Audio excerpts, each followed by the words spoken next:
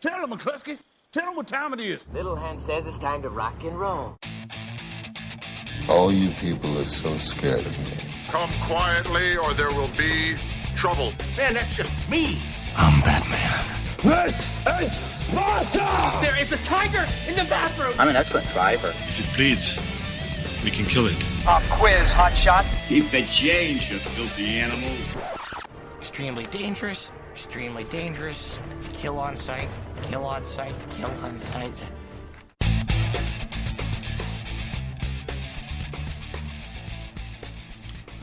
Hello and welcome to this week's Monday Movie Show live on June the 30th. I'm Stuart.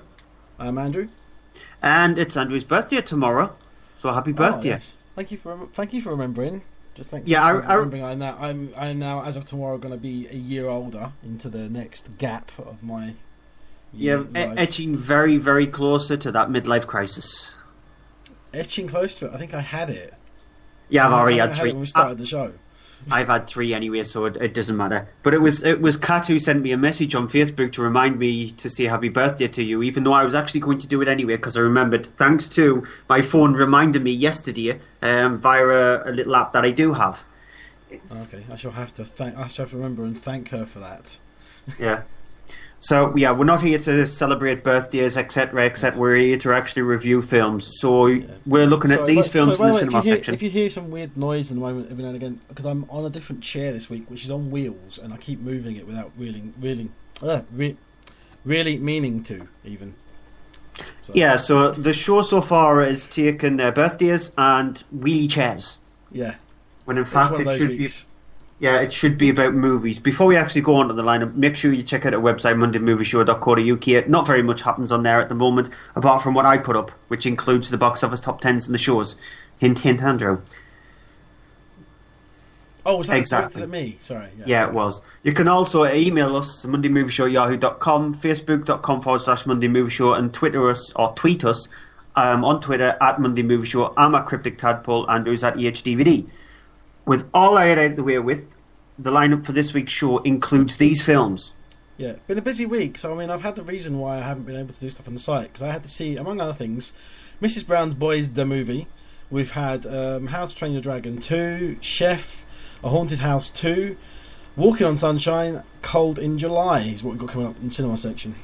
Yeah, and people might be slightly confused with How to Train Your Dragon 2, and the reason why we're reviewing it this week is because it was officially released in Scotland and Northern Ireland on Friday just gone.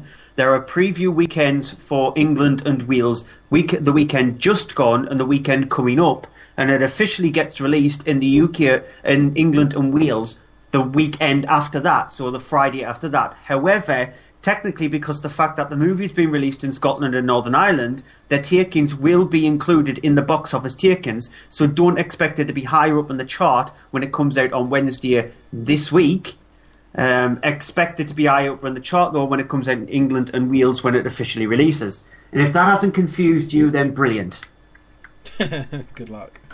Yeah, and so in the home release section, after we've done the cinema section, we're looking at these 4 films. Liam Neeson is back in full-on gruffy doom mode in Non-Stop. We have the comedy movie. You heard my voice rise for that, yeah? Ride Along. We have horror in 13 Sins, and we have a interesting kids movie of sorts in I Declare War. Yeah, so with that, all of that stuff out of the way with, let's kick things off as we normally do with some movie news. Shall I go first, or do you want to go first? Yeah, why not? You go first. Okay. Shane Black is to write and direct another Predator movie. The Iron Man 3 director, who both acted in and starred, had a hand in the script of the first Predator movie, has been hired by 20th Century Fox to bring the hunting aliens back to the screen again. Initially, it was reported this will be a reboot of the series, but that was later denied by Black, who confirmed it will indeed be a continuation. Which is a good thing, actually, because I didn't hate Robert Rodriguez's sort of like reimagining, sort of like his version of what the Predator movies were like, because it wasn't a remake, it was more like, in a way, a reboot of the series, because it had nothing to do with some of the ethos of the Predator films. So I liked his film. I thought it was fine. It's nice to actually get somebody who was originally involved in the series back on board. Shane Black proved that he's a decent director with with Iron Man 3 that he can handle bigger films because he was more known for smaller movies. He even wrote the brilliant Monster Squad, which I love, and he was involved with Lethal Weapon as well. So it's actually nice to see somebody who was originally involved in the series come back and direct a third one. I mean, I liked Predators as well because it was Rodriguez was involved in producing it and he wrote it originally because he wrote an earlier version of the script, but it was Nimrod Antal, I think, who directed it, wasn't it? Yeah. And he did a really good job in it, and I think it was quite a limited budget. I think it was only something like, it sounds like a lot, but I think it was only something like $60 million, which really for that film isn't a lot. That's not a big budget for a Predator film, and they did a good thing with it. They made it interesting and different from the first one, because Predator and Predator 2, as much as I like Predator 2, it's really kind of a rehash, just set in a city instead of the forest. What they did here is set it completely different, forest again, but they changed it by making the characters different, which was what was good. Yeah, the budget was actually even less than that. It's 40 million. 40 million, yeah. I didn't think it was a lot. I thought it was, I knew it was double digits, because some people, I think, were thinking it was maybe triple digits. Yeah. On to the next piece of news. Guillermo del Toro has confirmed that a sequel to Pacific Rim is now going ahead. The sequel will also be accompanied by a cartoon series and will change studio from Warner Brothers, where the first movie was made, to Universal. The movie made only just over $100 million domestically at the US box office, but made over $400 million internationally. And it will be the sequel will be released, been given a release date of April 7th, 2017. The reason why it's gone over to Universal is because Legendary Pictures has now got to deal with Universal rather than Warner Brothers. Well, I mean, the same thing's happened. That is now the third franchise, effectively, that has been given new life by Universal. It happened also with Guillermo del Toro with Hellboy 2, because Hellboy 1 was with New Line Cinema, which New Line Cinema basically closed down, but they were then kind of absorbed into Warner Brothers. So it's effectively from the same studio. And then also they did it with not really the film, but the series Firefly was brought to the screen at Universal when Firefly the series started out at Fox. So Universal seems to be the place to go if you're looking to try and save something from, get it back on the screens. And I'm looking forward to it. I'm looking forward to uncancelling the apocalypse, as it were. Yeah, well done to Universal, because like you said, they are a studio who don't mind taking a few little risks. I'm guessing they saw the potential in it, because Legendary Pictures backed the film to the hilt. And Universal were probably looking at it and go, they actually do deserve a second bite of the cherry, and I think they might handle the publicity and things like that much better than the way Warner Brothers has done it. I'm really looking forward to it, and I think that, because I mean it's one that Kat, my other half, hasn't actually seen it yet. I've got to show her Pacific Rim yet. I was going to show her at the weekend, but we didn't have time to do it, and I'm going to make sure she sees it soon, because I'm pretty sure she'll love it. I think she will. I hope so. Okay, last piece of news from me is that Green Mile director Frank Darabont is in talks to direct the spin-off sequel to Snow White and the Huntsman. The movie, which will focus on Chris Hemsworth's character from the movie, has been officially greenlit by the studio, but does not yet have any script, cast or release date set. It's unknown whether Kristen Stewart would be likely to return in some capacity or not. Yeah, we said in a piece of news last week that they were going to go ahead with the sequel, and one of the rumoured directors was going to be Frank Darabont, and so on. But now it looks like it's official. It's an interesting take to get somebody like Darabont to do that. I really hope that he elevates the darkness, because you could see that there was hints of darkness in Snow White and the Huntsman. I really hope that he elevates that and brings it more to the forefront, makes it like a grim fairy tale, rather than just like taking the elements of a grim fairy tale, stripping it back and making it very childish. Well, the question is, are they going to do it as a sequel or a prequel? To be honest, I'm not sure really either of them which I'd want more than the other, because I wasn't really completely enthralled with Chris Hemsworth's character or his accents, which were worse. Let's admit it, his accents were worse than Russell Crowe's accents in Robin Hood. It's very on par for me, but they've got Darabont there, so Darabont has been noted for doing very dark movies, so let's hope. He can't make it any worse than Snow White and the Huntsman, because that was bad. Yeah. Right there, my news is, according to Deadline, Takeshi Miike's nerve-jangling horror film Audition is set to get an American remake. The film will be directed by Australian director Richard Gere and will follow the novel, which was penned by Ryu Murakami. I don't really have a comment on this, because I'm not really that into it as you are. So, what's your view on that? Is this a good thing or a bad thing, or what do you think? Have you seen Audition? Or do you know about the film? It rings bells, but I can't think what it is. Audition is the Takeshi Miike film where it centres around a guy who's auditioning women to be his other half, to be honest, and he ends off auditioning this girl. He falls in love with her, and she turns out to be a psychopath. There is that very well-known scene. Is this the one that was scene. very, very graphic? Yeah, it is, but there's a few scenes in it where he's in a bag and he tries to get out of the bag. She also gets this like razor wire stuff and cuts off his leg. There's very scene in that, and there's also a scene where she's puncturing his body with these little sharp, pointy things, and she's making a noise while doing it. And so it's a very cult classic movie. It's sort of like it kick-started Takeshi Miike's career in the UK under the Tartanasian Extreme banner. That's when that was relevant.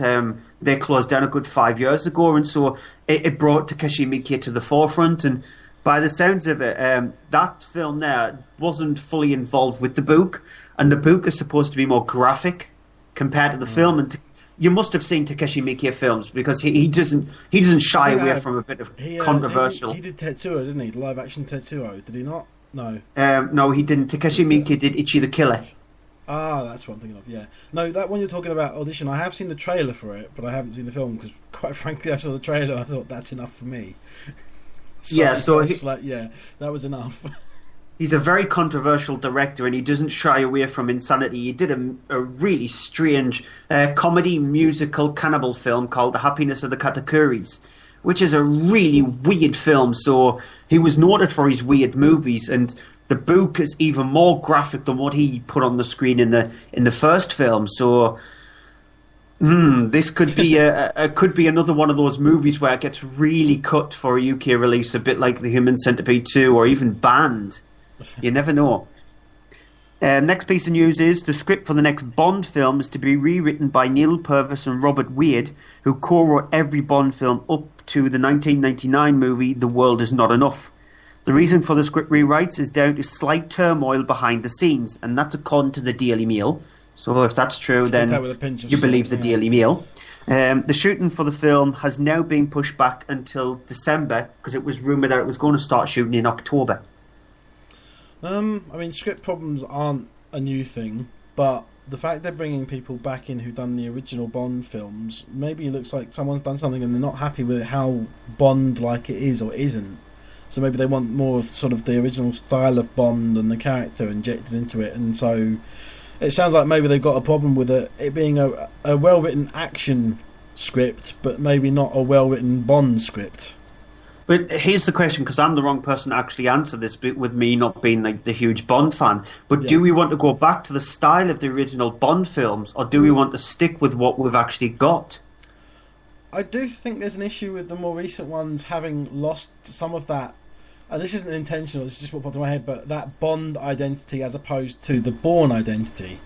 Because that's what it's kind of become. It's become a lot more like the Bourne identity, and we saw that hugely with Quantum of Solace, where that just tried to be a Bourne film and didn't work and didn't really have much of a script. And so it may be that they've had the script put together, done, and it's come out, they think it's going to be more like Quantum of Solace. They're going, hang on a minute, we don't want to do that again. We want to get a good Bond story here. So maybe that's what they're having to do. I mean, I'm glad if that's the case, because I don't want another Quantum of Solace. You don't want one. That was just terrible enough. So where do you think Skyfall actually falls? Does it fall into the category of what Quantum of Solace was like, or does it fall into the category of the older Bond films? Or even up to, I wouldn't say up to the cheesiness of the Pierce Brosnan ones, because I can't watch them, because I find them just too ridiculous.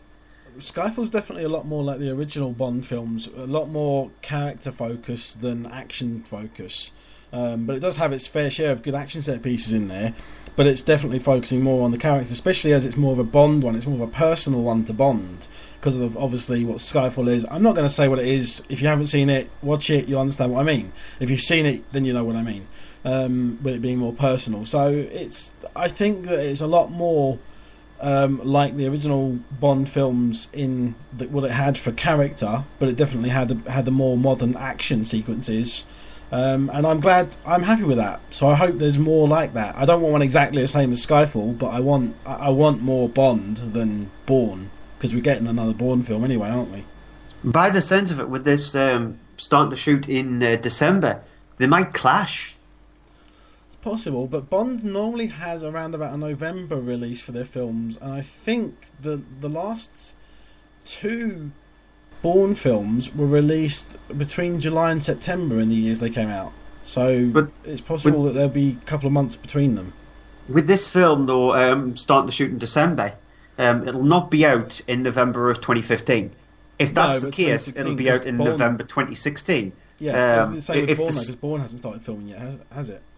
No, it hasn't. But if they stick with that, then it'll be November 2016. Bourne, we don't know when that's going to start shooting yet, because they haven't fully confirmed what they're actually doing with the series. So it might follow the same pattern with Bond, and it might be released around about the same time. So you can just imagine, because it's just like at the moment with Marvel and DC going up against each other, because some of their films are going to clash. Bourne and Bond, they might clash, and it'll be just interesting to see which British franchise comes out on top. If that's the case, we're going to have, if that happens, that in that 1 year, we're going to have those 4 films, all sort of first half of the year we're going to have the comic books, second half of the year we're going to have the spy thrillers. Yeah, and no matter how you look at it, the Skyfall was the only film in the UK box office history to go past £100 million. So it's a one-up for Bond in that instance. Yeah, not for me, though. Yeah, you didn't like it much, but no, you have no taste when it comes to Bond. I'm one of the only people who didn't like it. So, next piece of news is, in an interview with Variety, Andy Serkis confirmed that he has a role in Avengers: Age of Ultron. Serkis had already has a part in making of the film with his motion capture company, the Imaginarium. Serkis, however, didn't disclose what character he will play in the film.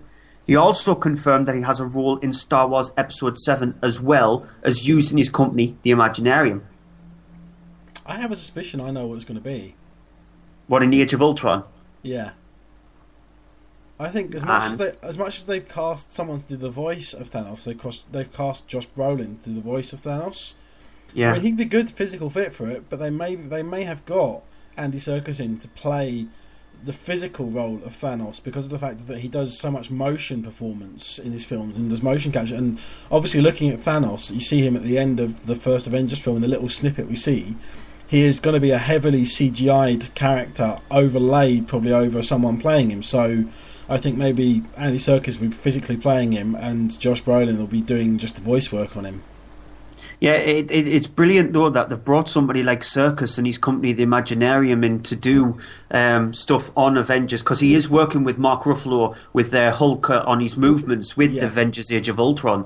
But it's also fantastic that he's been brought in to do work on Star Wars Episode 7. So it'll give characters, the CGI characters, much more fluidity in their movements. Because if you look what he's worked on over the past 10 years, Serkis, he's done everything from Gollum in the Lord of the Rings movies up to things like Tintin and King Kong and stuff like that. So they have proper lifelike movements to the characters, even though you think that the character animation in Tintin is very deadpan.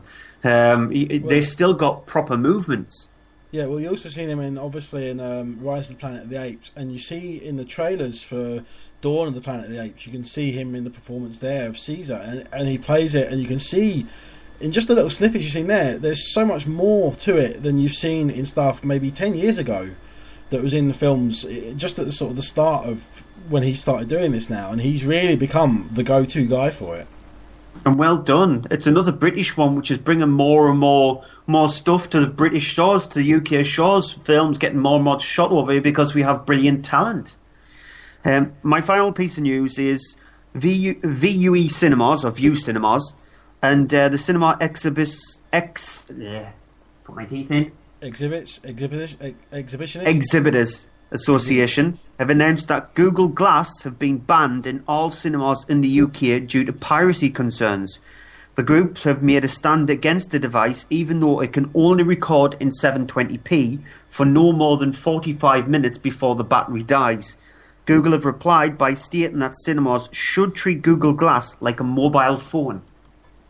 Yeah, that makes sense. Treat it. I mean, I agree with that. Treat it like a mobile phone. So I don't know. I'd say ban it, but say to people certainly that they're walking around with it because it depends. I don't personally see it taking off as a bigger thing as everyone's expecting it to be, but I could be wrong.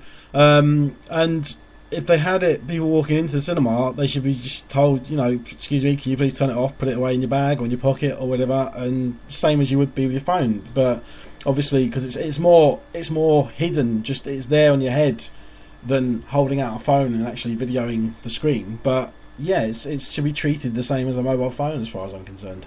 You would have to be a complete and utter numpty to go in the cinema with Google Glass on, especially considering that the device costs £1,000. I don't know. Well, I don't know. I don't know. There might be a thing where people just end up wearing it that much. Same thing as like walking around with headphones on or your earplugs in. You just don't realise you're wearing it. Get used to it. Yeah, I will not be getting one because I wear glasses. So it's bad enough going to the cinema watching a 3D movie. Never mind, I actually wear another pair of glasses on top of the glasses that I wear. So that's a stupid thing to do. And supposedly they are working on a subscription. That's not the word I'm looking for. Yeah, prescription. They are working on a subscription and a prescription version of Google Glass for glasses, but that's going to cost even more. So I agree with you. It's a gimmick. It's a gimmick. Right, on to the UK box office top 10. So at number 10, good luck with the Bollywood film, is a new entry for Humshackles. Yeah, we don't know anything about this one because it is a Bollywood film. We generally don't see these because of the fact that they're a small release, and often, especially Stuart, I know I might have a chance, but we don't really get a chance to see them because they don't get a massive distribution. Although it's surprising, obviously it's popped in the top 10, so it's done well enough, and they do sort of pop in every now and again, but we just can't review them. Exactly. And number 9 is Oculus. You've seen this, I haven't, because it's horror. Yeah, I think you should watch it because it's not like horror as in jump out horror. It's not that kind of stuff at all. The director of it, which I can't think of his name at the moment, he did a film called Absentia, which I'll be reviewing on next week's show in the DVD and Blu-ray section, which I've seen, which is terrible. Hint, hint there. But Oculus is much better than that. It's not like straightforward, like bang horror. Where it goes dark and then something creepy might happen and then all of a sudden you get a thud noise and you supposedly jump out of your seat. There's none of that, but I think it's a movie where it thinks that it's just too intelligent. It's not a very intelligent film if you dig beneath the surface of it. It's got some decent acting as well. Karen Gillan's actually really good in the film. But it's okay, but it's still better than Absentia. But I think you should actually watch it because it's not one of those scary horror films. Okay. And number 8 is Belle, which last week I got the name. I couldn't get her name right, and I'll explain. I'll show you why I couldn't get her name. And her name is Gugu Mbatha Raw. That is the actress name who stars the main character. She plays Belle in the film. She's not really known for a lot of things, but she's in things like she was in Larry Crown, the Tom Hanks one, and she was in Odd Thomas. I didn't realise she was in as well until just now. Oh, I love that film.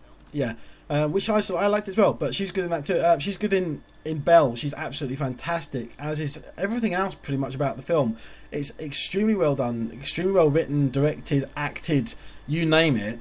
And it's all about this whole thing of the aristocracy of someone who is black and born into a white family, and the whole thing of that during the 17th century. 19th century. Like, which way did you go backwards a decade or forward a decade? Sorry, backwards century. Oh, backwards. Yeah. Is it back? Sorry, it's 17th. Sorry, yeah, 17th century. It's all about sort of this true story that did happen and affected the whole thing of the way slaves were dealt with and the whole thing of how slaves were considered. So it is a very, very good film, and surprisingly as well, considering the subject, it's a PG, which is the thing I don't remember it being, but it is a PG. So I was quite surprised by that. It's a 12 here. No, I think it's a PG. 12 here, according to what I'm seeing on my screen at the moment. Because I'm looking at IMDb and it says it's 15, but I'm sure it's definitely not a 15, and I don't remember there being any swearing or anything like that in it. So that's the thing that's odd. But I mean, we'll have to check on that. But I'm sure it's a PG.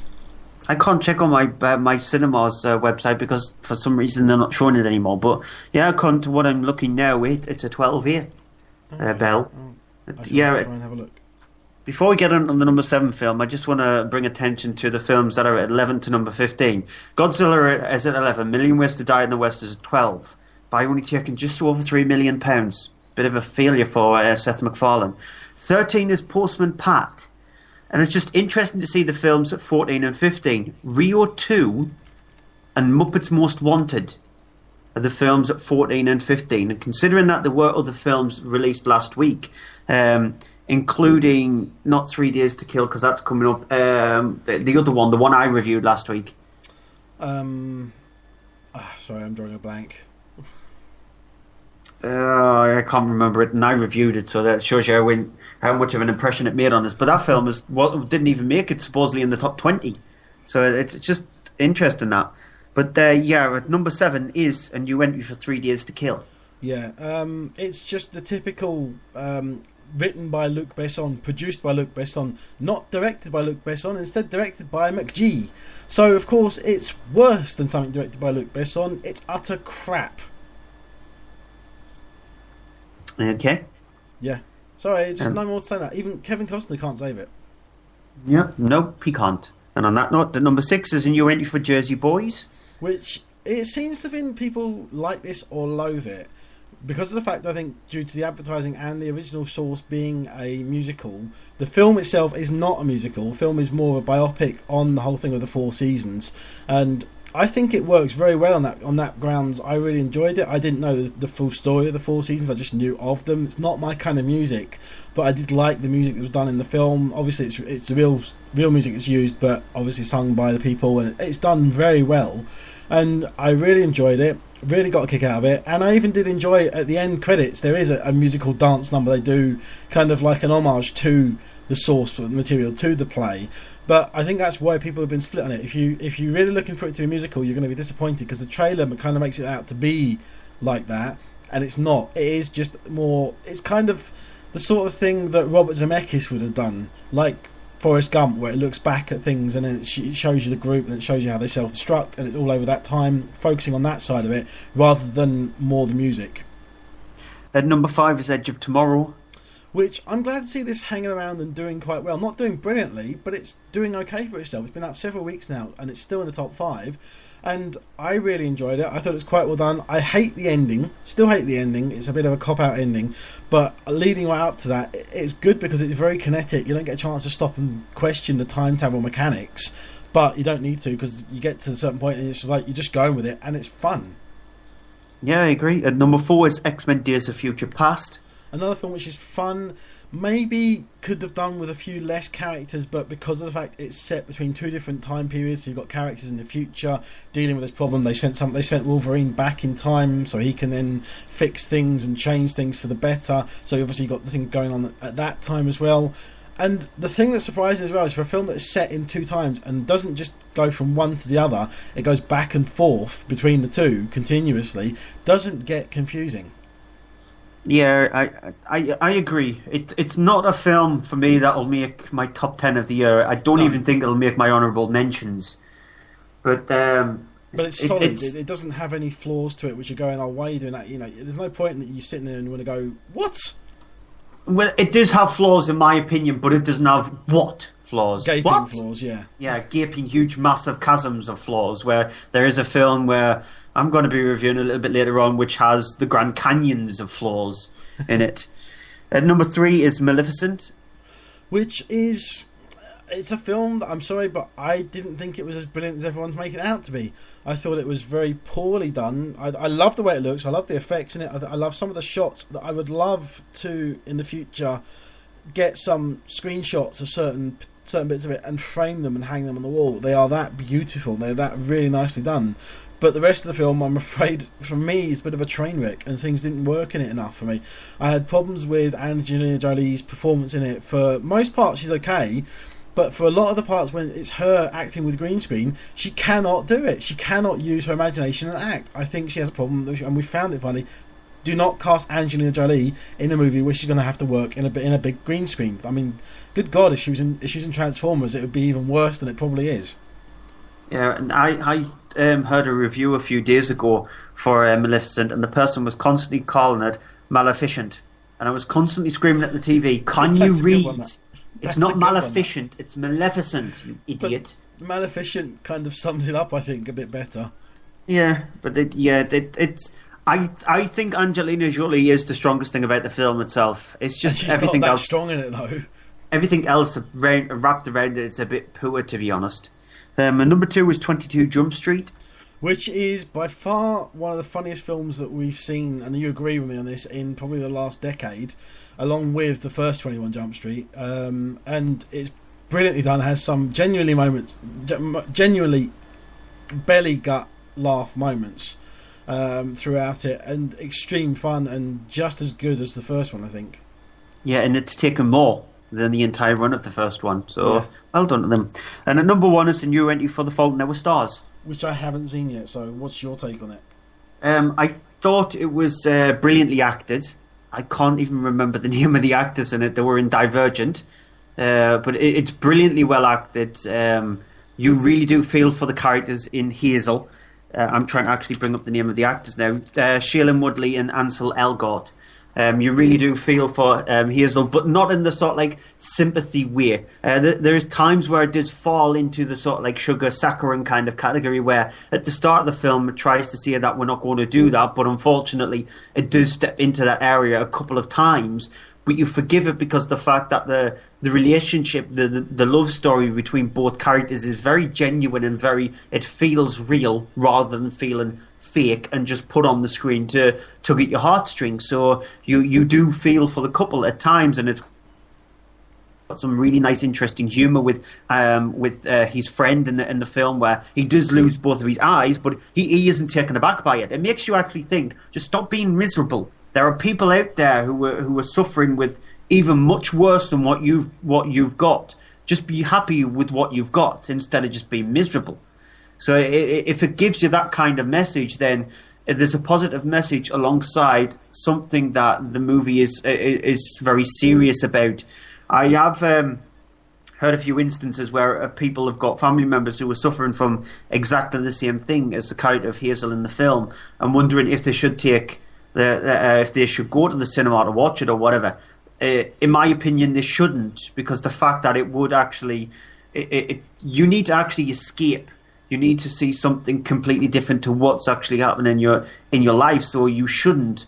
But then again, it should be a movie that should be seen because the fact that there is hope in it alongside the terrible thing that's happening. So it's that knife edge thing. So you shouldn't, but you should. It's a weird thing to say, but it's true though. Yeah. Right. We're going to lower the tone just by magnitude with the first review of this week. And unfortunately, Andrew had to be the one to see it because somebody dragged him to it, unfortunately for him. Yeah. Mrs. Brown's Boys, the movie. Yeah. Obviously, this is the continuation of the comedy series from BBC. It's been taken to the big screen now. It's directed by Ben Kellett, but it's written by Brendan O'Carroll, who plays Agnes Brown, Mrs. Brown of the title. And this features the character of her. She's basically working on her market stall, which sells fruit. There is a developer that wants to take over the area where the marketplace is, and is one by one sort of going and picking on these small market stalls to get rid of them. She gets sent a letter telling her that there's basically a overdue amount from her grandmother's bill, which obviously years and years and years ago was for something like £60 odd, and obviously now they're euros. So now it turns out that, well, the amount that's owed, considering the interest and such, considerably higher at around about €4 million. Here's a clip. How do you do? Hello?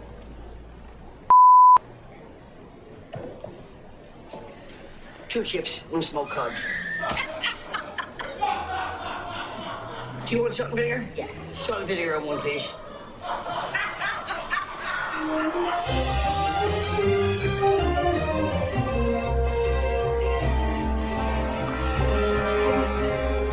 How do you do? We're looking to get a receipt, and we were told we could get it here. National Record Service? Yes. So this is the National Record Service, then? No, you threw to the wrong building. Oh. What's this, then? Hello? Hello. National Record Service? Excuse me. Listen very carefully. Is this the National Record Service? Yes, this is the National Record Service. So we get the receipt here then? Hold on, please. Okay. Okay, what? We're holding on. For what? You're going to show us where to get the receipt. National Record Service. Listen, face. How do I see the actual receipts? Get your hands off me! On your way, ladies. I have 4 sons. Now what? I don't know. We have to get in there. Maybe if you disguise yourself. Disguise? Yeah. You could disguise yourself as a man. No, Winnie, I'd never get away with it. So as you heard in that clip there, it is kind of one of these things that's self-parodying itself. You had that clip at the end when she goes, there's a long pause as the character looks at the camera and says, no, I'd never get away with it, obviously because it's a man playing woman, if you don't know the show. And you have that bit at the beginning where there was an outtake. Now, the thing they do with Mrs. Brown's Boys, I'm told of the series, because I don't like the series, I don't watch it, not a fan of it. And apparently I'm told they leave the outtakes in and then just carry on and do it as normal and go back to it. And if that's the case, then they do the same thing in the film, and that's what you heard in that clip at the start of it. They had an outtake, it cuts quickly, goes back to the start of that scene, starts over again, which is kind of annoying, and thankfully doesn't happen that lot in the film. The thing is with the film is that I will admit I laughed at a few things in it. I laughed at there's a couple of lines in there. There's a particular one, I'm not going to spoil it because of the fact that it's already been spoiled in a clip referencing someone changing their name for tax purposes. And there's things like a physical joke where I could see it coming, but it still made me laugh, of someone jumping and landing on something and not quite working out as you expect. And things like that did make me laugh in it a few times, I'll admit. But the film is not funny. The film is terrible. It's droll. It doesn't know what it really wants to be. It's all over the place.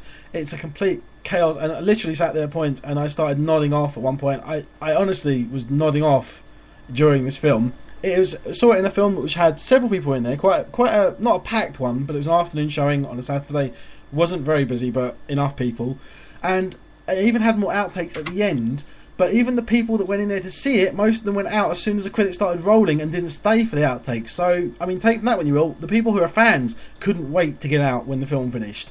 I mean, it's really awful. And it definitely is on par with British comedy things being taken to film, like more like Ali G and not like Alan Partridge, which I really, really loved. And Ali G is absolutely terrible. This is absolutely terrible. This is just complete and utter, unfortunately, waste of time, effort, money, everything. You name it, it's a waste of it. And really, just it should be burned before it actually makes its way onto DVD and Blu-ray, so it doesn't waste any more material. Yeah, in the pantheon of brilliantly horrible British TV programmes turned into films, where does this land? Does it land with things like Guest House Paradiso, The Bottom Movie, or Kevin and Perry Go Large, which they are really bad, or does it go with things like The In-Betweeners, or even as rotten as the Keith Lemon film? Okay, let me say this, actually, saying that, because I like the series Bottom, God bless Rick Mail, and the whole thing of I love the series Bottom, I love the live ones, I hate the film, I hate Guest House Paradiso, but I don't despise it.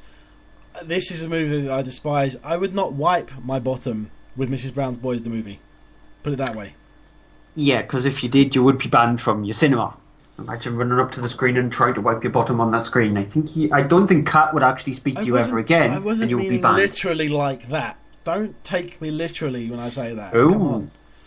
This is going down a really dodgy route now, so I think we'll move on. Yeah, you started it. Yeah, it's glad that I didn't see it. I probably was gonna. Well, DVD, mate, your turn then. Yeah, we'll see. We'll see if I'm able to get hold of it, because I think I hate the program more than you.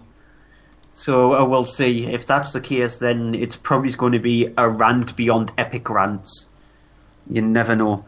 But How to Train Your Dragon 2, and I've already gone through the strangeness of how this movie's actually been released, so I'm not going to repeat myself, but we're reviewing it this week, even though technically it's not out in England and Wales until 2 weeks' time.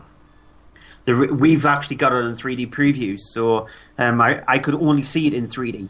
My cinema was only showing it in 3D, so it's the sequel to the first one, and it follows the character of Hiccup. It's set actually 5 years after the incidents at the first one, and now the Vikings and all humans are now pals with all dragons, as a matter of fact. They use them for races actually a very strange sport. It's a bit like Quidditch mixed with basketball, etc., where they catch sheep, coloured sheep, and they drop them into hatches where they get points, and then you've got the snitch of sheep catching, sheep racing, sheep football, whatever you want to call it anyway, in the fact that there's a black sheep, and so they capture this black sheep, etc. However, Hiccup is not involved in this. He's more interested in getting out into the land and discovering more undiscoverable worlds, undiscoverable areas, because the fact that it is actually huge and massive, expansive. He's got this map, and so every single time he finds a new area, he jots it down.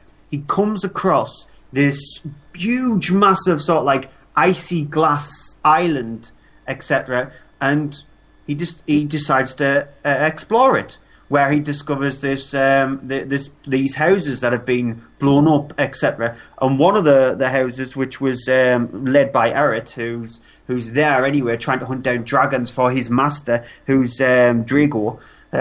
He's actually after the dragons themselves, and he blames the dragons for destroying these places, these homes, etc. When Hiccup manages to escape from them, he's then actually attacked by somebody else, supposedly, which leaves Hiccup's dragon in the water, completely abandoned, and him being captured. And he discovers the person who captured could be very close to him. Here's a clip. Dragons. Oh, he's beautiful. Oh, I've never seen a night fury this close. He might very well be the last of his kind. And look, he's your age. Wow. Oh, no wonder you get along so well. Unretractable teeth. Incredible. How did you manage? I found him in the woods. He was shot down and wounded. And what of this? Did Drago or his trappers do this too? Oh, yeah. Well, crazy thing is, I'm actually the one who shot him down. Hey, it's okay though. He got me back, right, bud? You couldn't save all of me, could you? You just had to make it even. So, peg leg. So in that clip there, you heard Hiccup's mother, who supposedly disappeared in a story that is told back by Hiccup's father, Stoic. And Stoic's actually looking for Hiccup when he disappears, and he discovers that his mother is alive, and the fact that she is got the same kind of ability as him. She's able to actually live with the dragons, etc., and especially this huge, massive alpha dragon. However, you do have the evil in Drago, who's got control of another alpha dragon, and who wants to rule the world because he just absolutely hates dragons, but he needs to take them over to try and rule them. And it's up to Hiccup with his dragon Toothless and the help of his mother and his people to stop him. Now, I haven't seen all of the first one. I've only seen bits of the first one, so I sort of went into this movie slightly blind, because I don't fully know what the first one is ultimately about, and I actually do really need to watch it. I should have watched it before seeing this, and so it's an animated film that I saw the trailer for it and thought, yeah, the trailer looks fine. I might enjoy the 90 minutes that I'm going to watch it, and that's probably about it. I was wrong. I didn't enjoy the 90 minutes that I was watching on screen. I loved it. I thought this film was actually fantastic. It's up there in quality with the Lego Movie. The Lego Movie this year, I think it's, to be honest, if I have to have my arm put behind my back, I actually like this better than the Lego Movie. Because the reason being is because it's not an animated movie that talks down to children. It's not an animated movie where it relies heavily on its jokes to carry the film through. It's an animated movie where it's not afraid to be dark. It's not afraid to explore subjects that you would not normally see in an American animated movie. You might see them in something like, sorry for keep mentioning this company, but Studio Ghibli movies, or some of like the French companies, etc., because they do explore more adult-orientated themes in kids' films. It's a movie which is more akin to that, and the movie does get very dark at times, very turmoil at times, but honestly, it's really well handled. The animation is beautiful at times. You look at the scene which involved where you heard there when Hiccup's actually speaking to his mother, and when he walks into that cavern for the first time underneath this huge, massive ice island. The animation is beautiful. You've got multiple dragons just flying around. Yeah, it dips slightly, but you've got multiple different dragons, with each one of them having their own personality. You've even got little baby dragons who do not care about what the alpha dragon is doing with the main dragons. They have their own area, but they're not overused. You could have thought that they would be used for comedy element, and they're not. They're important to the story and to the end of the film, but they're not overused. Just like with the side characters. There are humour from the side characters, and that's the whole point of the humour. Then you need the side characters to do that. But they don't shove it down your throat. You actually get enough time with each one of the side characters, and it's got a really good voice cast as well, including American Ferrera, who plays Astrid, who's sort of like the love interest of Hiccup, and you've got Jonah Hill in there, Christopher Mintz-Plasse, T.J. Miller, Kirsten Wiig, Jermaine Houston, who's just the voice of Drago, who I think is probably the slightly weakest part of the film, and Kit Harington, who does Eret, who sort of like succumbs during the movie itself. But I thought it was a very intelligent film. The 3D is a bit hit and miss at times, but it doesn't take you out of the movie. It's dark, and it doesn't talk down to kids, and I loved this movie.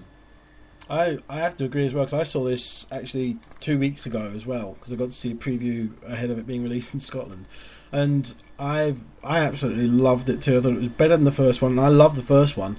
And the thing about it is that as well, and you haven't seen as much the first one, but the character of Toothless and the dragons, the animation on it has put so much character into them as well. They really do stand out on the screen, and you can read the character on the screen from the look on his face, expressions, the movement, and little bits like that. There's hundreds of little touches in that throughout the film that are really, really good. There's some bits in it as well which are quite sort of startling images as well, that, like you're saying about the sequence where Toothless is stuck in the water and trying to climb out. He basically crashes through some ice and is struggling to climb out of the ice, and you see a shot from underneath, which is honestly one of the best. I didn't expect it, and it had this music playing over it, which just was kind of like... You just mentioned the music there. The score is it's perfect. It's perfect for the film. It is. But that scene as well, I mean, that all those elements combined together and just work to such a level on the screen that it's genuinely... I mean, I saw this a week after I saw Maleficent. And Maleficent, I went and saw this with it wasn't the opening week of Maleficent, so it wasn't a preview or anything, but it was fairly busy, mostly packed screen, and there were kids in there watching Maleficent, running up and down the screen and in and out and all over the place during the film, really annoyingly. And I saw How to Train Your Dragon was a Sunday preview. It was on just 2 screens that day. That was it, 2 showings, sold out. Absolutely packed with adults and kids. Lots of kids there though. Not a single bum was not on the seat. They were all sat intently watching the film. At no point were the kids running around. At no point were the kids talking or anything. That completely absorbed into the film. And in my screening when I went to see it, at the end of the movie, you actually got some really intelligent questions asked by the kids, which... If you've got a film that does that, no matter if it's animated or what, if it's live action, if you get kids asking questions about the film, then they've shown an interest in the movie. And so if an animated film does that, it's even better. But it's definitely in my top 10 films of the year. It's cemented a place in my top 10 films of the year. It will not be knocked out there because, honestly, I really, really like this. And I want to hear what you think of How to Train Your Dragon as well, then. I need to watch it. I should be able to pick it up for no more than £5, to be honest. So yeah, I'll actually, during my lunch break tomorrow, I will head to my local movie shop and pick up a copy of How to Train Your Dragon, and I will watch it, and I will give you my quick thoughts on it next week. Excellent. Okay, so Chef, which is also released this week, which is written and directed by Jon Favreau, he of the first 2 Iron Man films, and it basically stars him as Carl Casper, who is a chef working in a restaurant. He is kind of running the kitchen as part of his deal along with the owner, played by Dustin Hoffman. Things are going really well, seems to be going okay for him. Not so great in his personal life. He is divorced from his wife, who is raising his son, who he only sort of sees every now and again. His relationship with his son is very distant. They don't really get on. Doesn't really do much with him. He does see him, but he basically finds out from his son that he sees him, takes him on roller coasters and things like theme parks and stuff when they get to see each other. But the kid would rather just hang out with him and do stuff with him, not necessarily get treated things. Things all sort of come to a head when he finds out, and they're aware that there's a big important food critic coming to their restaurant to savour the food, see how well it does. The review does not work out quite well. It goes quite badly, in fact, and quite insults him and his weight and such because of the fact that the food is said to be very bad. This kind of causes him to go in a bit of a rut. He gets involved with his son regarding Twitter and learning how to do that. Starts tweeting things, and one thing leads to another, to a confrontation caught on video which shows him confronting the critic and kind of basically having a meltdown, which goes out and goes viral. Here's a clip. You know about Twitter? Yeah, I have an account. Yeah? How's it work? It's cool. It's cool? That's how it works? It's cool? You tweet on it. Is that like texting? No. You sign me up. Okay. So, what do you want your username to be? Carl? You can't just put Carl. Well, it has to be at something. At Carl Casper. At Carl Casper. Taken. Somebody took my name? At Chef Carl Casper. Is that cool? That's good. At Chef Carl Casper. So is this for sex? Ew. Was that what you're doing this for? No, I'm not doing it for that. Someone wrote something bad. I want to see what they wrote. Good. Hey, you can't talk like that. I don't care if Mommy's not around. I don't want you cursing around here. That review went viral.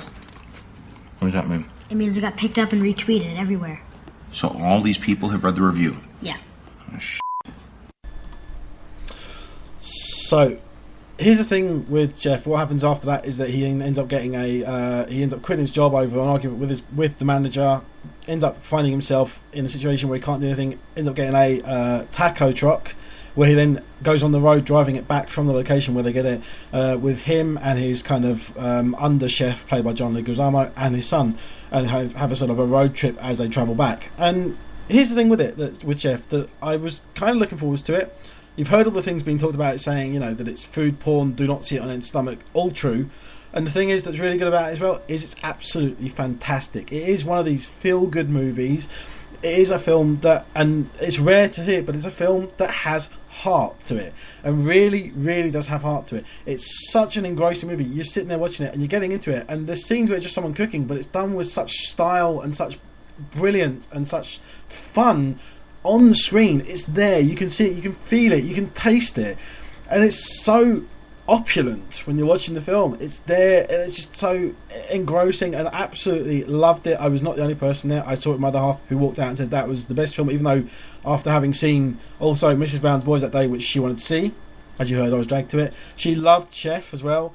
It's funny at moments, not overly funny. It's not a comedy, it is a drama, but it's a fun movie. Got some great performances in there, because you also have in there popping in Scarlett Johansson's in there. You have Timothy Olyphant is in there as well. Robert Downey Jr. makes a little cameo appearance, which is probably the funniest bit in the film, because he just plays it completely oddball. Sorry, not Timothy Olyphant, Oliver Platt, not Timothy Olyphant. Got the wrong person.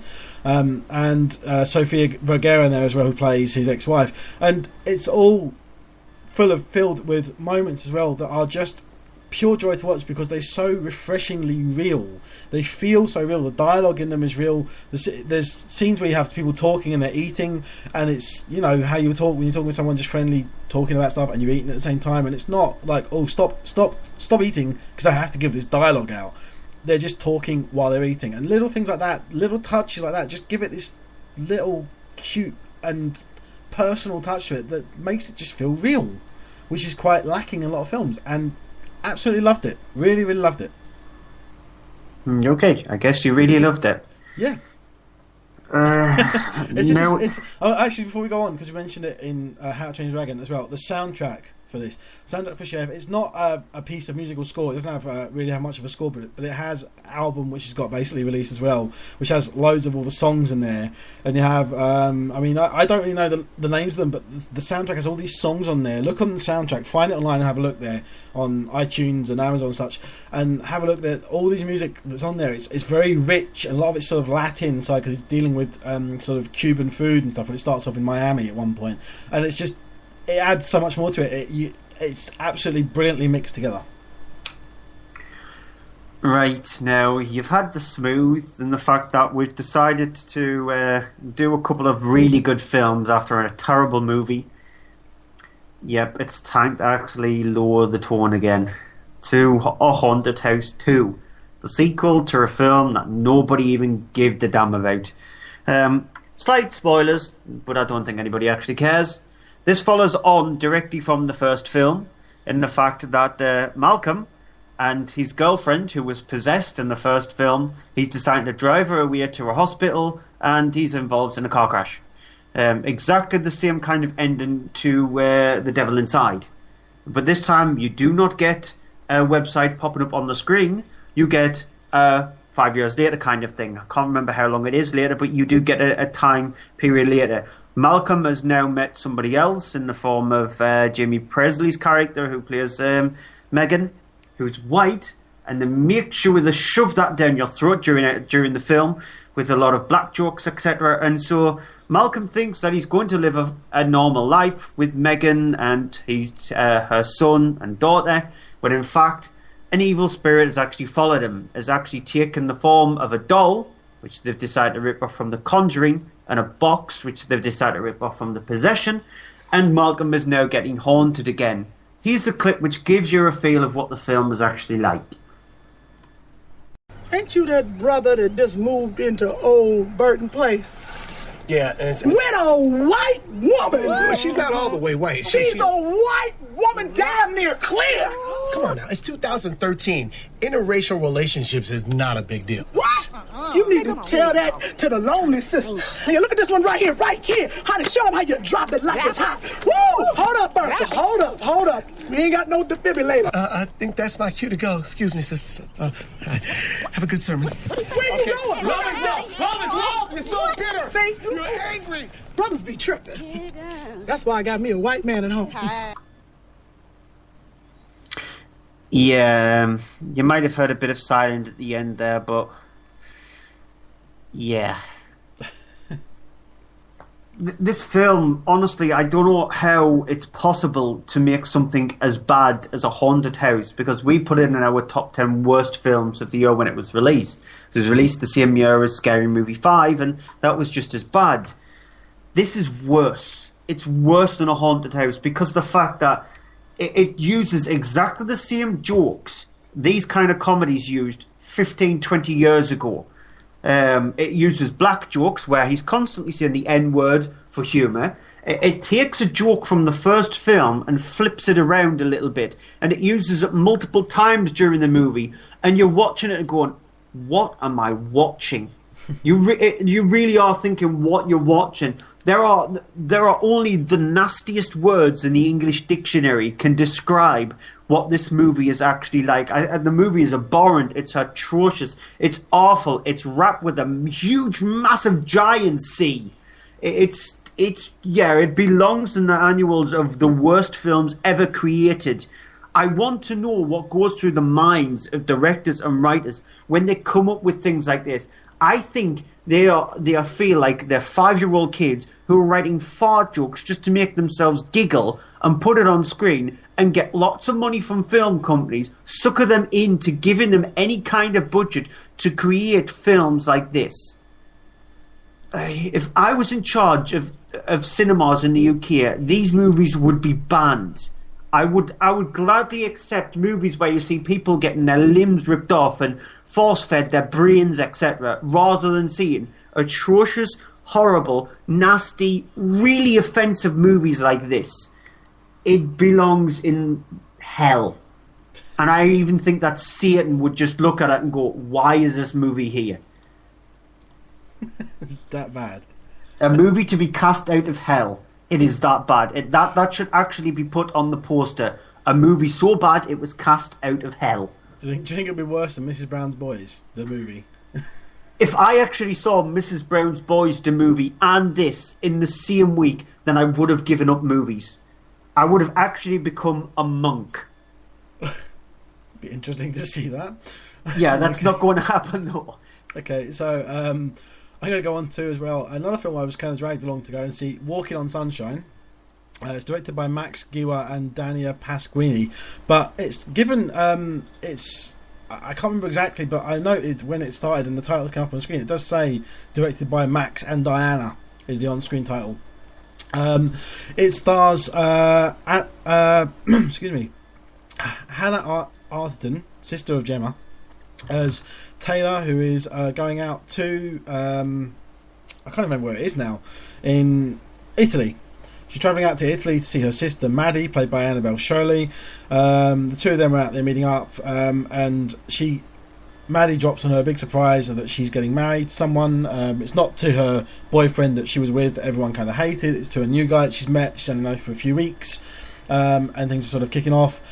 Taylor's kind of surprised, taken back by this, goes off for a walk, goes down to the beach to see if some of her old friends from when she was there some years previously are still around and hanging around, and bumps into a few of them. Here's a clip. How are you guys? Good. Alto bene grazie, pretty much the same. He's still sunburned. Oi, that's healthy colour, that. And you guys are still together? Yeah, of course. Nothing changes. Yeah, but not everything is the same, you know?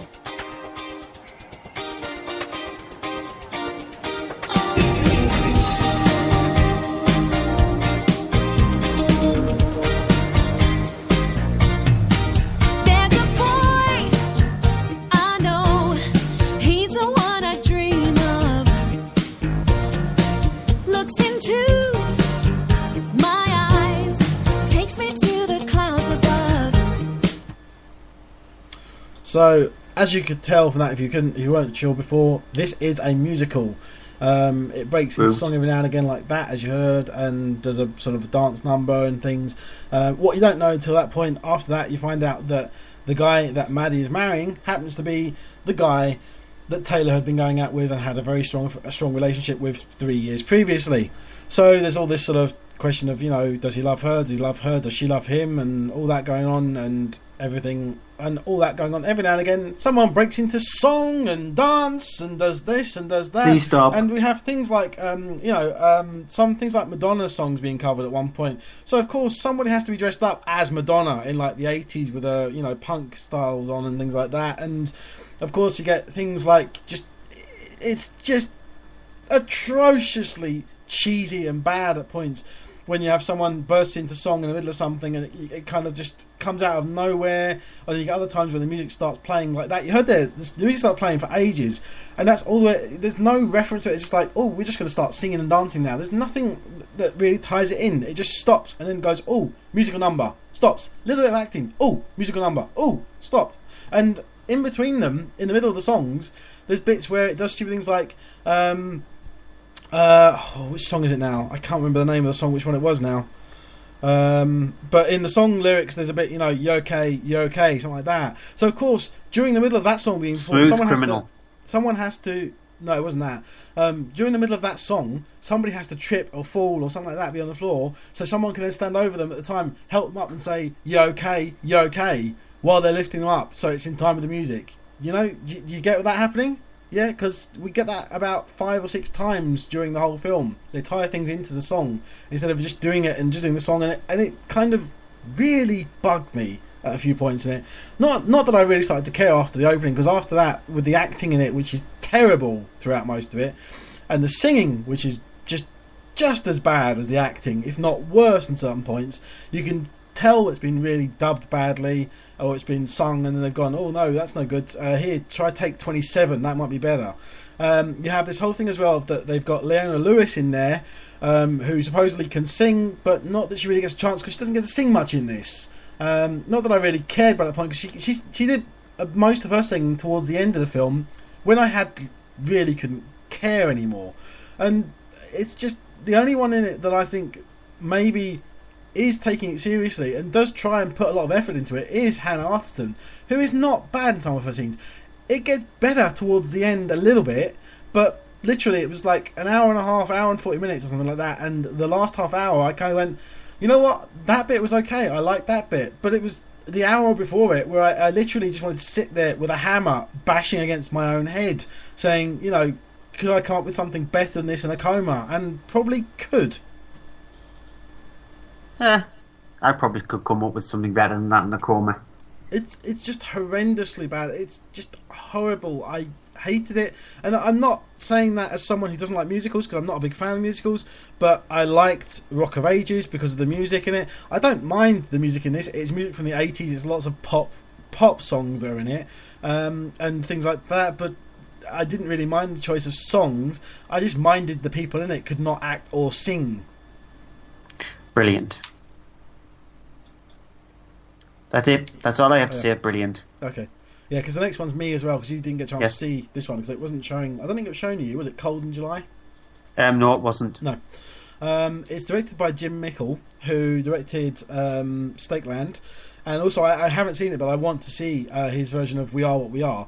It stars I forgot his name from Dexter. Michael C. Hall plays Richard Dane, a guy who lives in a small kind of hick town. Everyone sort of knows each other. He is not seen as kind of the big sort of well-known guy. He's kind of seen as this little demure guy. He is a picture framer by job career. He does that. He owns a little shop where he does picture framing and does custom frames and things like that.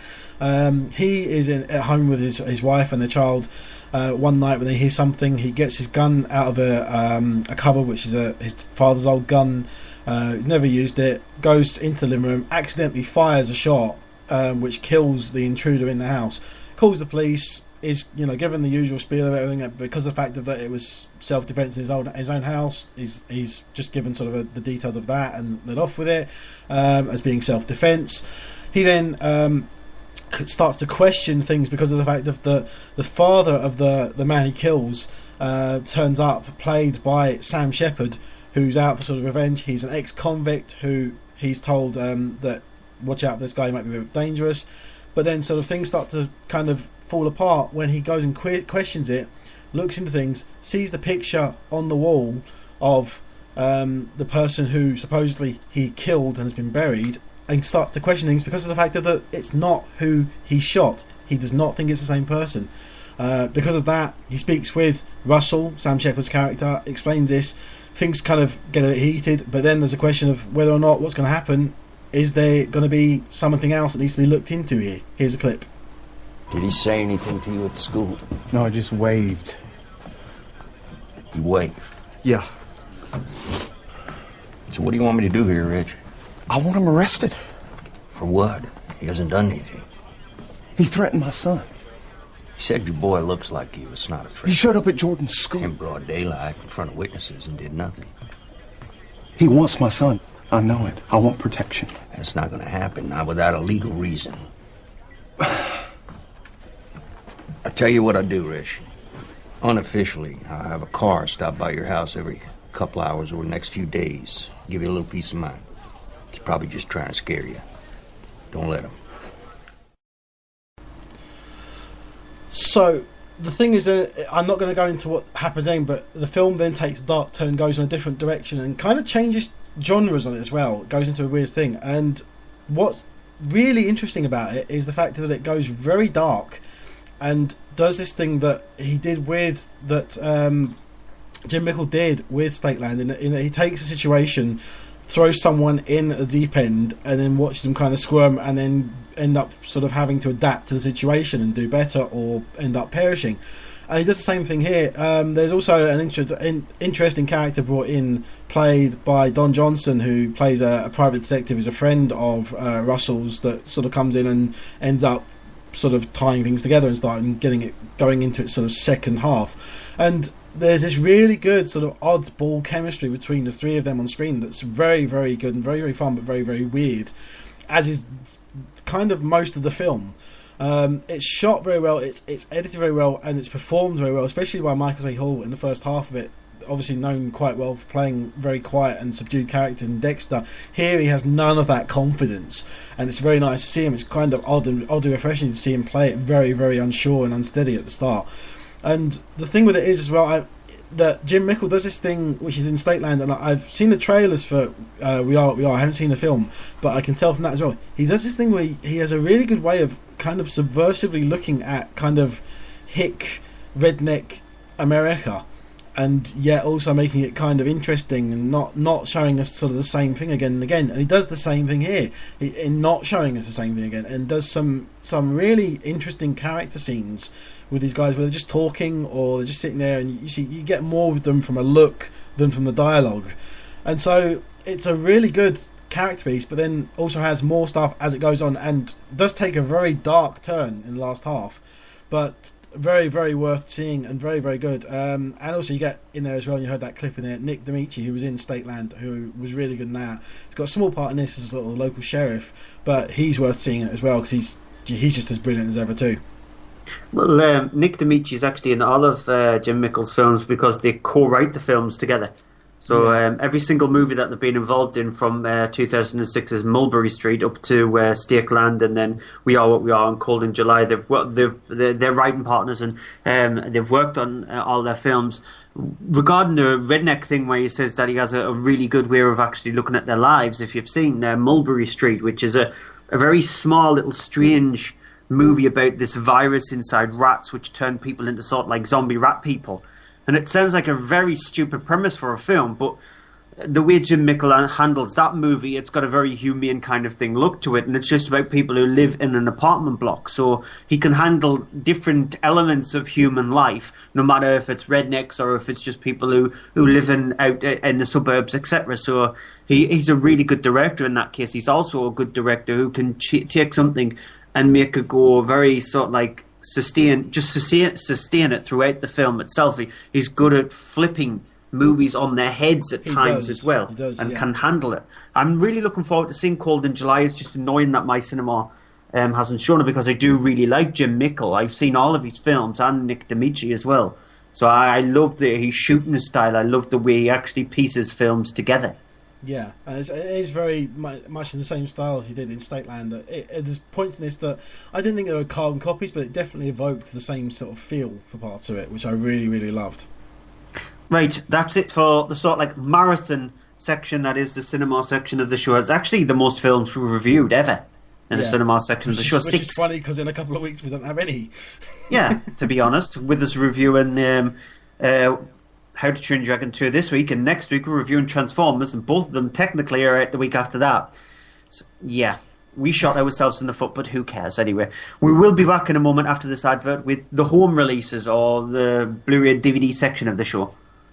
From page to screen. So they have 9 times out of 10 they have to send it back to you unopened, or just throw it in the garbage can. Things don't always look exactly as we envision our life to look, but sometimes it works out and turns out even better. Gregor Fisher, his bacon number is 2, because he was appeared with January Jones in Love Actually, and January Jones and Kevin Bacon appeared in X-Men First Class together. I've got to say, the very Harold and Kumar 3D Christmas, now that just makes me want to rush out. It's about the acting, about the writing. That's really what theatre is for me. Probably had more names than Prince or whatever. Never mind, there's a joke for the oldies. It'd be like, who's Prince? Who's he? I'd just like to see Mr. Freeze hiring his bad guys, going, right, okay, so you're a psycho, right, can you ice skate? Head over to iTunes, Spreaker and Stitcher and put in the search box From Page to Screen.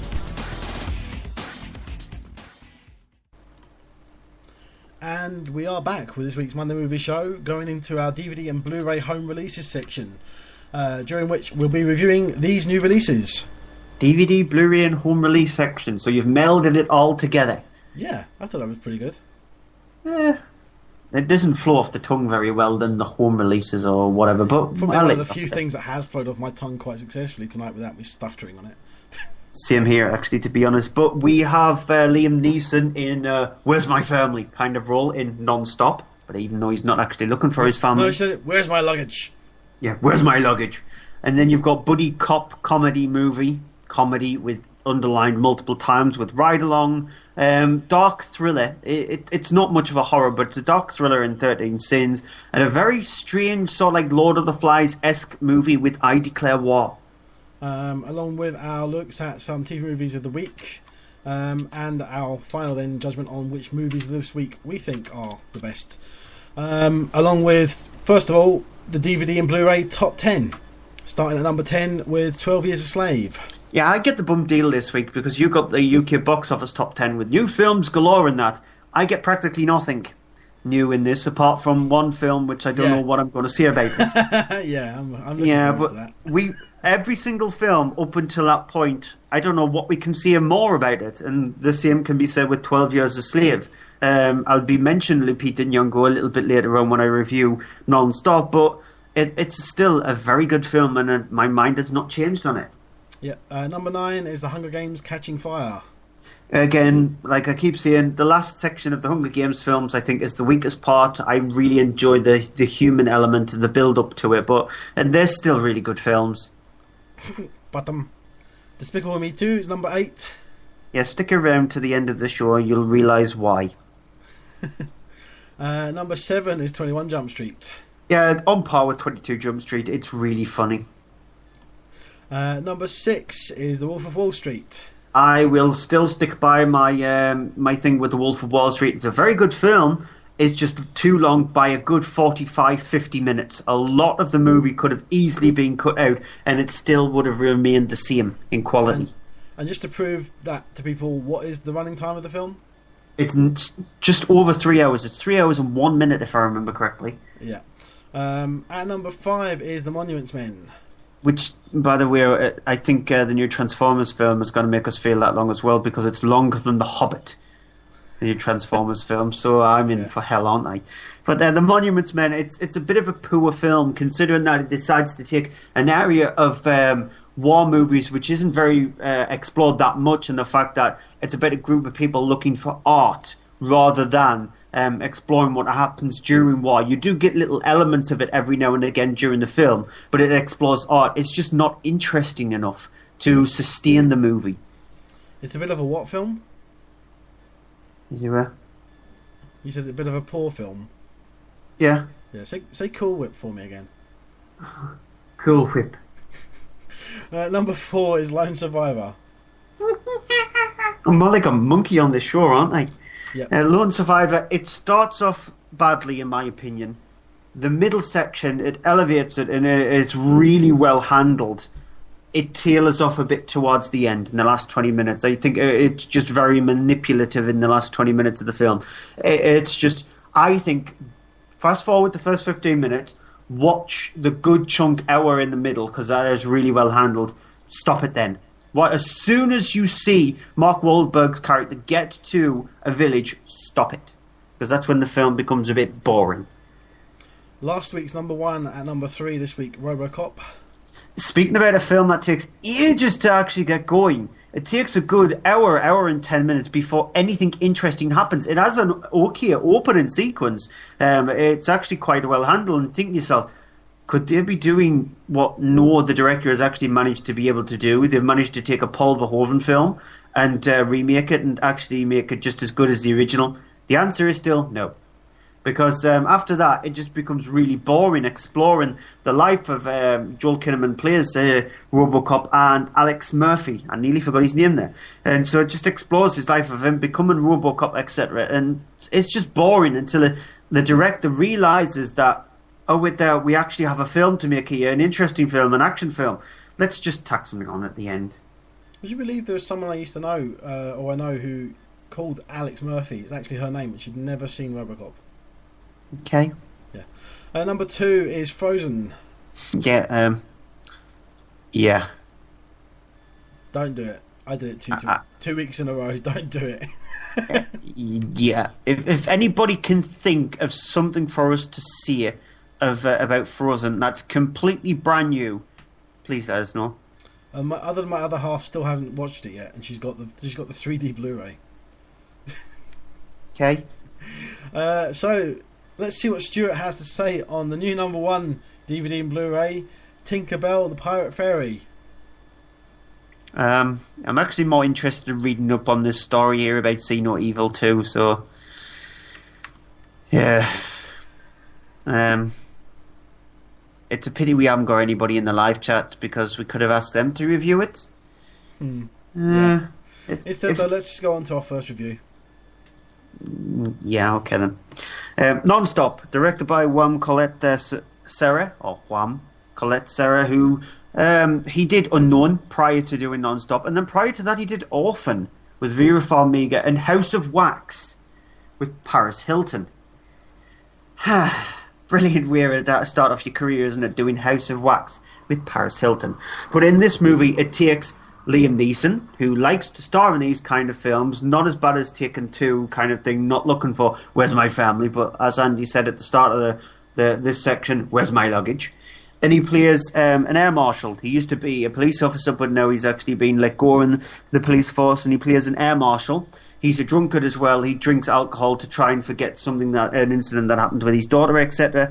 And he's now on a flight which is travelling from New York to London.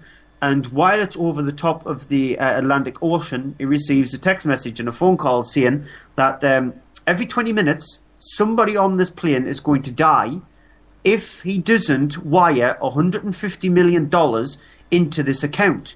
And so he's tasked with trying to figure out who could be blackmailing him, try to figure out who this person is who was this $150 million while trying to stop somebody dying on the plane. He enlists the help of an air marshal who's already on the plane with them, some of the air stewardesses, and one of the passengers who's played by Julianne Moore during the movie. However, the passengers start to think that he could be involved, and ultimately he has to try and prove his innocence while trying to find out who is actually doing what he is doing. Here's a clip. Passenger on board this flight has threatened to kill someone every 20 minutes unless they're paid $150 million. And now 3 people are dead. The bomb will explode in less than half an hour. And they want you to believe that I'm responsible. Everything you've heard about me is true. I've lost my family, my job. I'm an alcoholic. My daughter was diagnosed with acute leukemia at the age of 5, and I spent my days at work instead of being at home looking after her because I was afraid of watching her die. I'm not a good father. I'm not a good man. I'm not hijacking this plane. I'm trying to save it. So, the ultimate question, is Non-Stop any good? Well, it doesn't fall in the Taken 2 category, so you can breathe a sigh of relief there, because Taken 2 is terrible. Non-Stop is average. It doesn't try to strive anything above its weight. It doesn't try to outpunch itself. It's pretty decent for its running time. You get a floor which it works for the kind of tone of the movie itself. Liam Neeson is sort of like on autopilot, no pun intended there, because the fact that he can do these kind of roles in his sleep now. And so it would be understandable if during sandwiched in between these films that he's doing, the films like Non-Stop and the Taken 2s, if he does movies which is more intelligent. However, he hasn't actually done that. He seems to be hopping from doing these kind of movies one to another, and it just feels like he's been a very stereotypical actor. Well, in defence of him, I would say The Grey, bear in mind that. Was The Grey in between Taken 2 and this? I think it was in between Taken and Taken 2.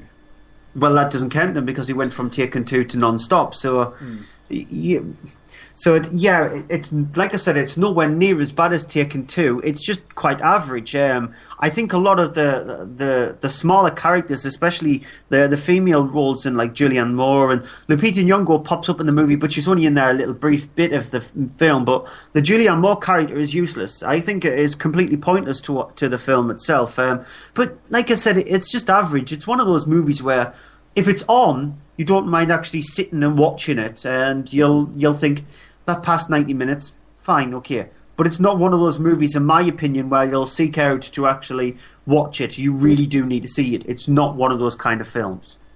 I think that I have to say with this, though, it is quite good with some of its kind of red herrings, which is a good joke from 20th Jump Street, by the way. And it's got these moments in it where it could go really ludicrous, and it doesn't. It kind of keeps itself in check before it goes too far with some of it. So I have to give it props for that, because there's a lot of plane thrillers like this which are set aboard a plane and it just loses control and just goes completely lunacy by the end of it, and you kind of lose interest. But in this, you kind of still care by the end of the film. Yeah, I'm looking at a few reviews. Empire Magazine gave the worst review according to Metacritic, their Metascore, because the Metascore for it is around about 56. And Empire gave it a total of like 20 or whatever, and they said it's terrible. It's not terrible. It's not, just, no. It belongs in sort of like the 50-60 kind of area. It's not mediocre. It's very average. Okay, on to Ride Along, which is starring Kevin Hart as Ben Barber, who is kind of... he's going out with his girlfriend, whose brother is a cop, played by Ice Cube. He wants to be a cop as well. He is sort of a security guard at a university. Things are not quite working out for him between him and his girlfriend, played by Angela Payton. And the two of them are sort of getting on okay, but he doesn't have really sort of any aspirations, except for the fact that he doesn't want to be a cop, and maybe looks at trying to win over her brother to then obviously get her hand and take the relationship further. Things though kind of take a sort of turn for the weird, if you will, when one night they get back, and it turns out that there is a surprise visitor in their apartment. Here's a clip. James, listen to me. You do not screw this up for me. Hey, guys. I can hear what y'all saying, so if you want to stop. Oh, damn, it's Sir Scream a lot.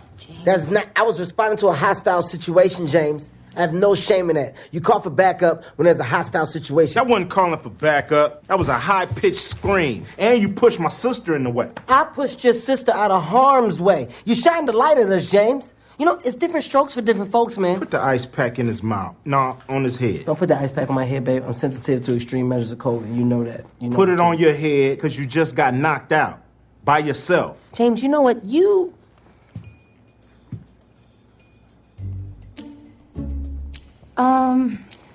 Guys, maybe we should... What? Is he still staring? Make him stop. So, of course, what happens is he's talking with James, Ice Cube's character, who decides to take him on a ride along to try and discourage him from being a cop and get him out of his sister's life. So, as you can imagine, all kind of hilarity things happen along in this, only that they just don't... I will admit there are some funny moments in it. I did laugh a numerous number of times in it. Some of the jokes are funny. The film has its moments, but it's not anywhere near as funny or as good as it could be. It doesn't have the discipline. It has some, quite frankly, some downright terrible moments where you just groan and you kind of going, who let this joke be in the film?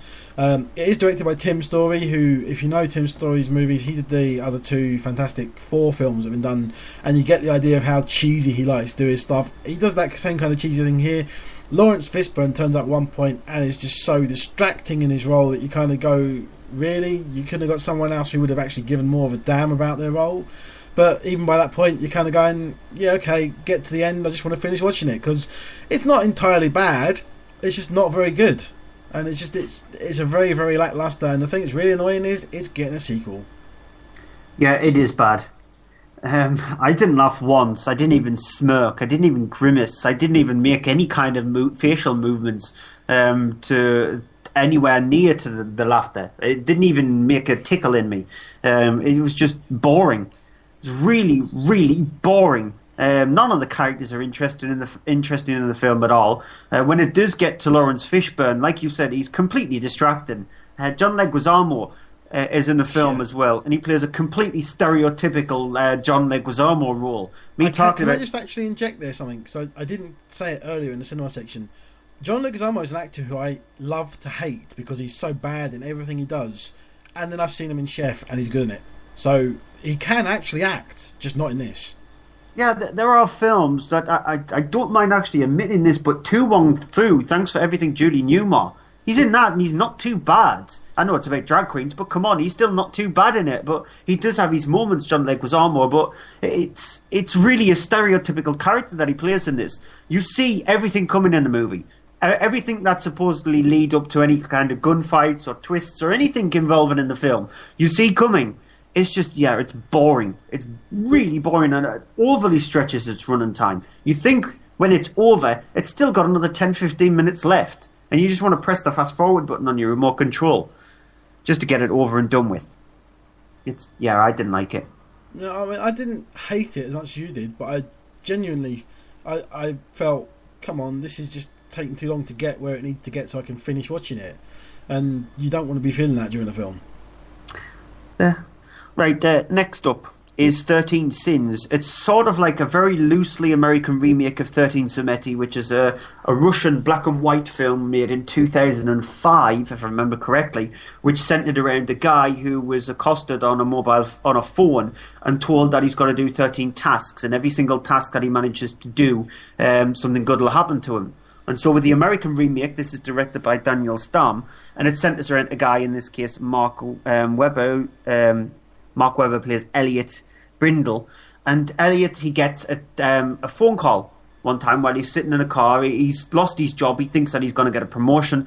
He's got a pregnant wife, and so he was hoping for this promotion, but unfortunately he loses his job, and his boss is an absolute arrogant a-hole, to be honest. And so he gets this phone call, and he says, on this phone call, he gets congratulated, saying that he's been picked for this reality TV show, that if he does manage to do these 13 tasks that's going to be set out for him over the next few years, he can win up to a maximum of $6.8 million. And so the task starts off very small at the start, a fly which is aggravating him in his car. He's told to swat it, and then later that day he's told to eat it. And so by doing that, he's given $5,000. And then the tasks get more and more extreme, to a point where at a dinner with his wife, and including his wife's family, well, he's soon to be his wife's family, he's asked to destroy the place. And so he does destroy the place, and so the tasks get even more extreme, until he learns that somebody else has also been accosted and also doing the show with him, and he has to try and beat him before the other guy finishes his 13 tasks, or he loses every single penny. He's also given an escape kind of clause, saying that if he decides to step away from it, he will also lose every single penny. However, any crime that he commits during these 13 tasks, he will still be done for. Now, the film itself, it's sort of like, it's very much akin to Cheap Thrills, which I reviewed a few weeks ago, and I really like Cheap Thrills. It's got the same kind of premise. The difference being is Cheap Thrills is a much stronger film, because the two characters in Cheap Thrills, they have a connection with each other, and the tasks, what they have to do more and more through the film, get more and more extreme, but get more and more nerving. In this one, he seems to enjoy them, and that's actually shown to him in the film itself when, I think it's like task 9 or 10, where the guy on the phone turns around and says, you seem to be enjoying what you're doing. I'm going to give you something that you will not enjoy.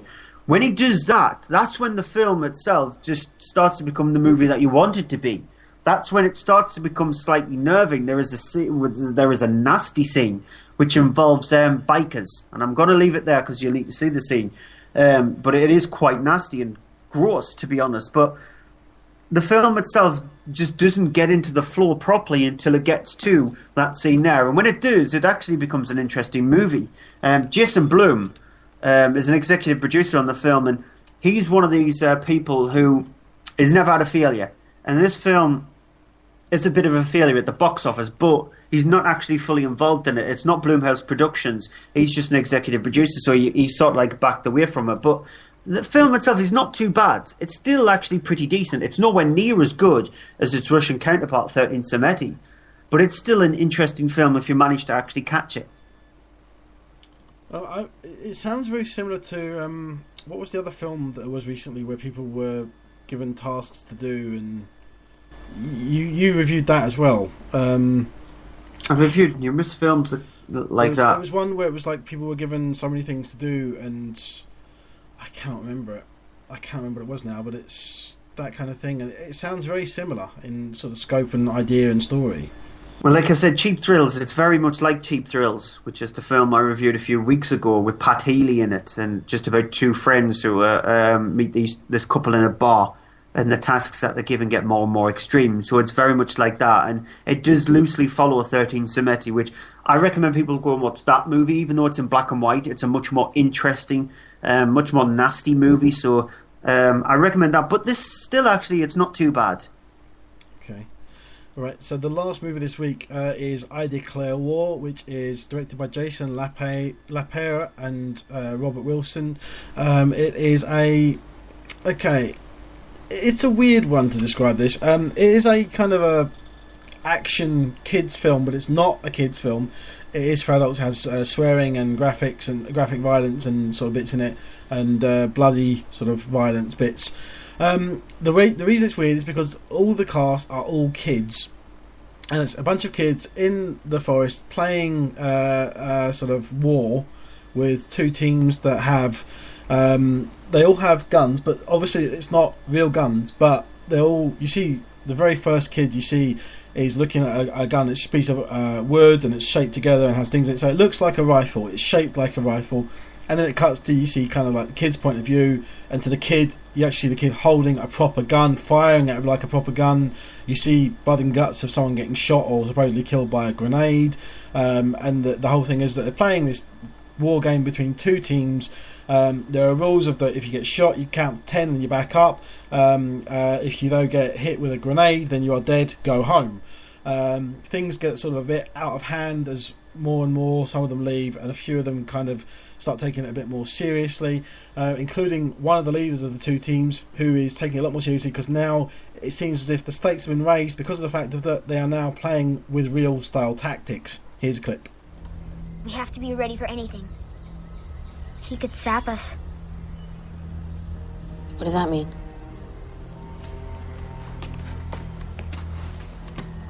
Dig a tunnel right under our position. Then wham! A hand sticks out of the ground and smashes a blood grenade into you. You're dead. This is the first guy I've fought who actually knows this stuff. He's using tactics. He's using strategy. In a way, this is the first real war I've ever fought. Which is why I have to win it. But you always win. This is different. This is the moment of truth. A real test of what I'm good at. So the thing with I Declare War is that it has this whole thing of these scenes with kids actually holding real guns and firing them, even though it's sort of make-believe and imaginary, and the whole thing of war. And the thing is that it's a film which could have made commentary on the whole thing of kids and weapons, because as we know, in sort of third world countries where there are wars, there are kids that are being sort of drafted into wars and made to fight them using real guns, and also there's the whole thing of the horror of wars. You can sort of show it as imagined through kids' eyes, because all the kids are sort of around about the age of 10, maybe a little bit younger, maybe a little bit older. And the thing of it is, it doesn't do any of that. It just does it and tries to be, we were just saying that just now during that clip playing, more like Lord of the Flies. It tries to be the whole thing of looking at the kids, and it doesn't do that either, really. It just kind of does what it does without any point. And that's the thing that's a shame, because it has, literally at the moment, early on, I thought, you see a shot of three kids standing there all firing guns, and you kind of go, now that's, an opening shot that's kind of a little bit disturbing, seeing kids holding automatic rifles and firing them. And it looks like these kids were genuinely holding and firing automatic rifles that were probably just about knocking them back with recoil. And you kind of sit there going, this might have a point. This might have, something to say about the whole thing of war and about kids and stuff and how they're influenced by parents and stuff. And it doesn't. It just doesn't. It goes nowhere. It honestly drags out for its running time, which is only an hour and a half long. Even that, I don't think it's less than that. Maybe a few minutes or so. And it just has this whole thing of, you have these scenes where one of the kids is actually torturing another one.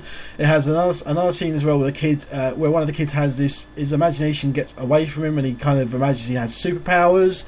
So it could have commented on kids having sort of daydreaming and imagination out of control. It could have commented on the whole thing of kids beating on others and bullying, and it doesn't. It just doesn't comment on any of it, which is why it's a real mess and a real waste, because it just does nothing for you. It just did not work for me at all.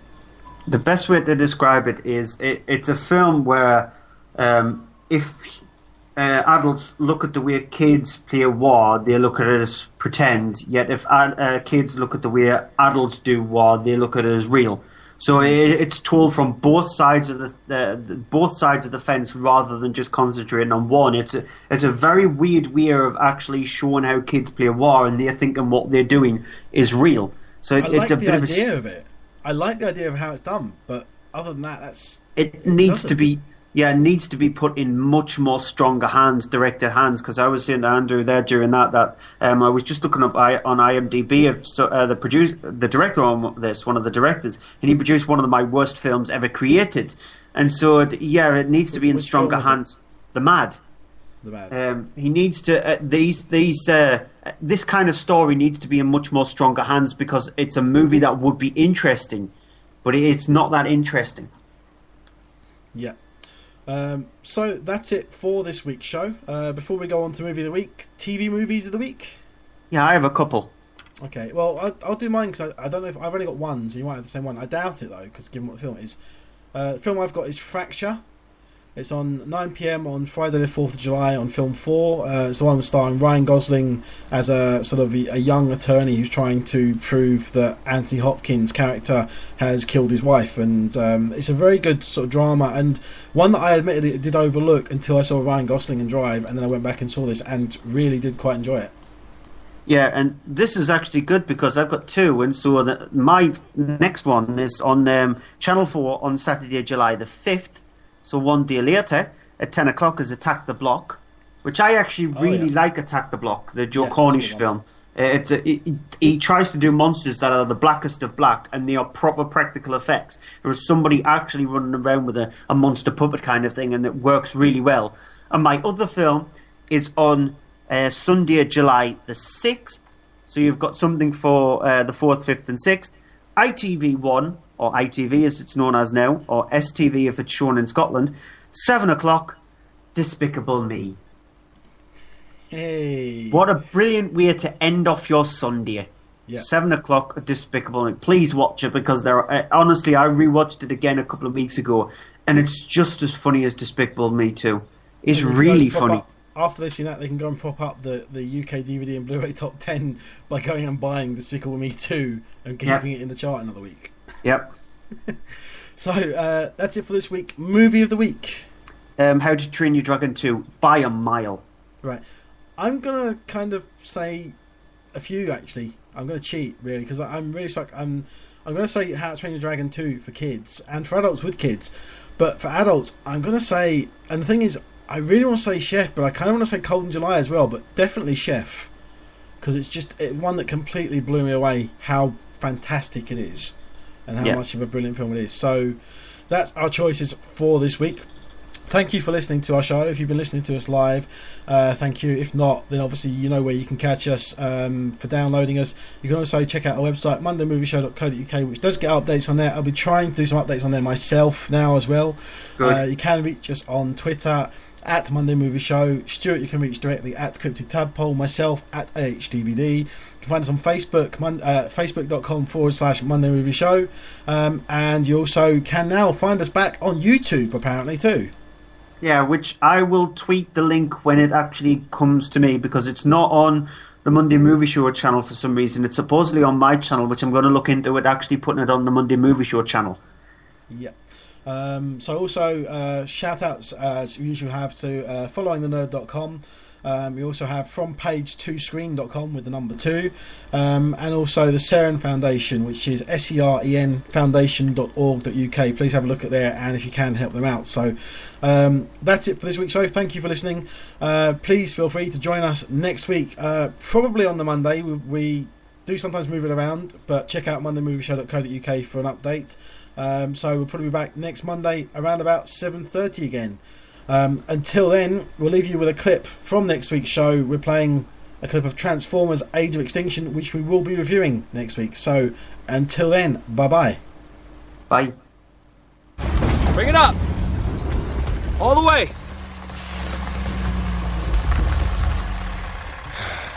A truck? Dad, please tell me you didn't spend our money on Oh, no, this. don't worry, he didn't. He spent my money, $150 of it. Yeah, as an advance on your regular paycheck. What regular paycheck? Which you will get back. When? Never. We're broke. I knew it. Sweetheart, could you please not drive a wedge between employer and employee? Hold on, I thought we were partners. Look, I came up short, okay? I had to buy her a prom dress. You want me to deny her a prom dress? Might as well. You denied her a prom date. No, I offered to take her and chaperone. Nobody wants to go to the dance with their dad. It's weird. It's not the issue. Well, maybe it should be. Sweetheart, your shorts are shrinking by the second, okay? Cold water air dry, please.